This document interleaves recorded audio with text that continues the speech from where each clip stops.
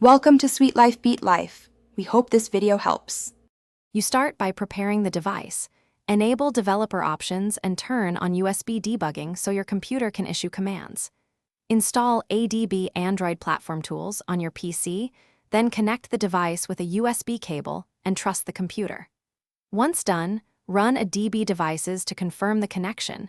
Make sure a device ID appears.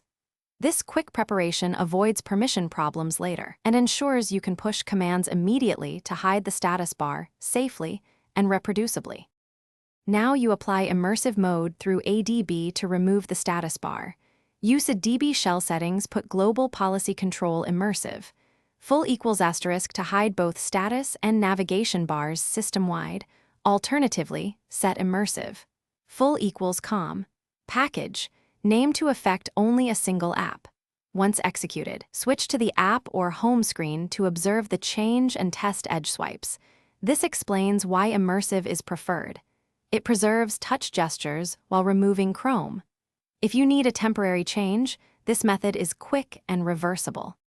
Finish by confirming the change persists and knowing how to revert it. Reboot the device to check persistence. Make sure system updates haven't reset policy control. If you want the status bar back, run a DB shell settings, put global policy control null and reboot, which restores defaults. If the command fails, check the Android version and any OEM customizations or security policies that block policy control. Make sure you have proper privileges. This troubleshooting tip saves time. Verify ADB access and OEM settings before deeper debugging. Thanks for watching. Consider subscribing if we helped you.